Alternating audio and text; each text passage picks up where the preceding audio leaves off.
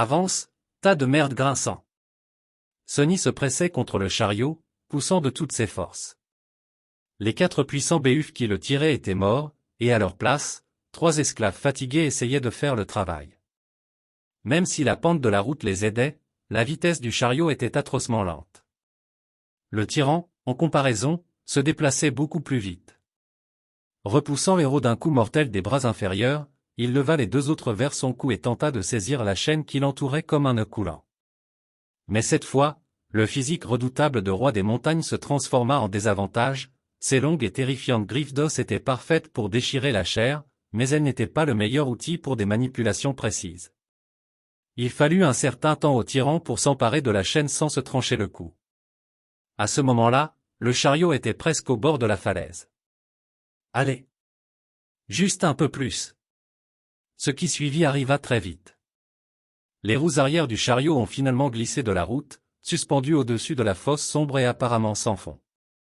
La créature se retourna, fixant sans expression les 3 esclaves de ses 5 yeux laiteux et morts. Le chariot fit une embardée, faisant tomber Sournois et Érudit de leurs pieds, puis se figea, en équilibre précaire sur son axe central. Sonny était le seul à rester debout.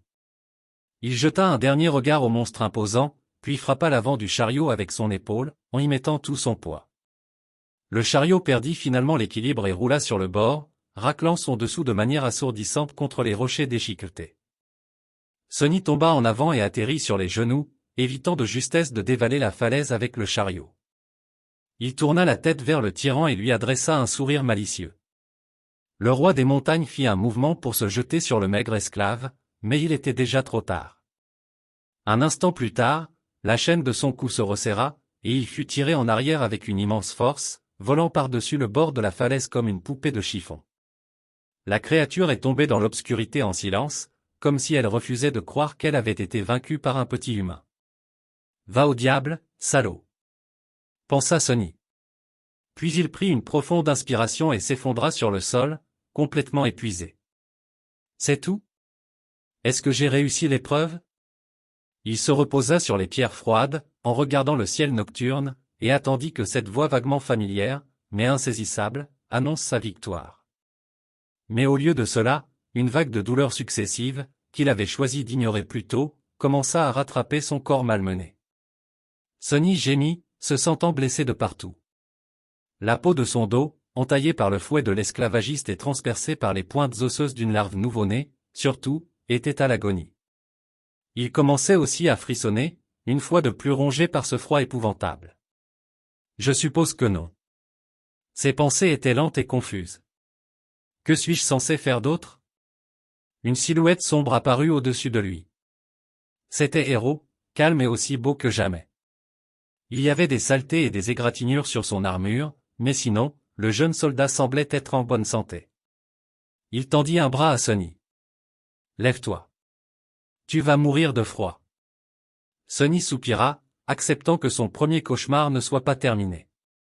Puis il serra les dents et se leva lentement, ignorant la main tendue par Héros. Autour d'eux, il y avait une scène de carnage total. À l'exception des 3 esclaves et d'Héros, tous les membres de la caravane étaient morts. Leurs corps jonchaient le sol, horriblement mutilés ou déchirés en morceaux. Ici et là, on pouvait apercevoir la carcasse répugnante d'une larve. Les ombres projetées par le feu de joie dansaient joyeusement sur la plateforme de pierre, apparemment imperturbable par cette vue morbide. Sonny était également trop fatigué pour s'en soucier. Sournois et Érudit étaient déjà debout et regardaient Héros avec une appréhension lasse. Avec ou sans entrave, ils étaient toujours des esclaves, et il était toujours un esclavagiste. Remarquant leur regard tendu, le soldat soupira. « Approchez-vous du feu, vous tous.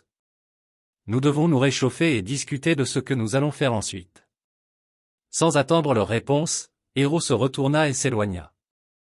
Après avoir hésité quelques instants, les esclaves suivirent. Un peu plus tard, ils étaient tous les 4 assis autour du feu de camp, profitant d'une chaleur agréable. Sournois et Érudit étaient proches l'un de l'autre, gardant une distance de sécurité avec Héros. Sonny était assis à l'écart de tout, non pas parce qu'il avait une raison spécifique de se méfier d'un individu plus que des autres, mais simplement parce qu'il n'aimait pas les gens en général. En grandissant, Sonny a toujours été un asocial. Ce n'est pas qu'il n'avait jamais essayé de se rapprocher de quelqu'un, mais il semblait ne pas en avoir la capacité. Comme s'il y avait un mur invisible entre lui et les autres. S'il devait l'exprimer avec des mots, Sonny dirait qu'il est né sans un petit mais important mécanisme dans son cerveau que tout le monde semble posséder. En conséquence, il était souvent déconcerté et perplexe face au comportement humain, et ses tentatives d'imitation, aussi diligentes soient-elles, tombaient inévitablement à plat. Cette étrangeté mettait les autres mal à l'aise. En bref, il était un peu différent, et s'il y a une chose que les gens détestent, c'est bien ceux qui sont différents d'eux. Avec le temps, Sonny apprit simplement à éviter de se rapprocher de qui que ce soit et s'installa confortablement dans son rôle de paria. Cette habitude lui fut très utile, car elle lui permit non seulement d'être autonome, mais aussi d'éviter d'être poignardé dans le dos par des personnages louches à de multiples reprises. C'est pourquoi il n'était pas ravi de partager la suite de ce cauchemar avec 3 inconnus. Au lieu d'essayer d'entamer une conversation, Sonny s'assit tranquillement tout seul, perdu dans ses pensées. Après quelques minutes, la voix d'Héro rompit enfin le silence. Une fois le soleil levé, nous rassemblerons la nourriture et l'eau que nous pourrons trouver et nous redescendrons de la montagne. Sournois lui lança un regard provocateur. Pourquoi devrions-nous y retourner? Pour être à nouveau enchaînés. Le jeune soldat soupira. Nous pourrons suivre des chemins séparés une fois que nous aurons quitté la montagne. Mais d'ici là, je suis toujours responsable de vos vies. Nous ne pouvons pas continuer la route car le passage du col est long et ardu. Sans les provisions qui étaient stockées dans le chariot, nos chances d'y arriver ne sont pas élevées. C'est pourquoi revenir en arrière est notre meilleur espoir. Érudit ouvrit la bouche, prévoyant de dire quelque chose, mais se ravisa et resta silencieux. Sournois poussa un juron, apparemment convaincu par les paroles rationnelles d'Héro. On ne peut pas descendre. Tous 3 se tournèrent vers Sonny, surpris d'entendre sa voix. Sournois éclata de rire et jeta un coup d'œil au soldat. Ne l'écoutez pas, votre seigneurie. Ce garçon est, touché par les dieux. Il est fou, c'est ce que j'essaie de dire. Héro fronça les sourcils, regardant les esclaves. Vous donnez envie que grâce à la bravoure de cet enfant. N'avez-vous pas honte de le dénigrer ainsi?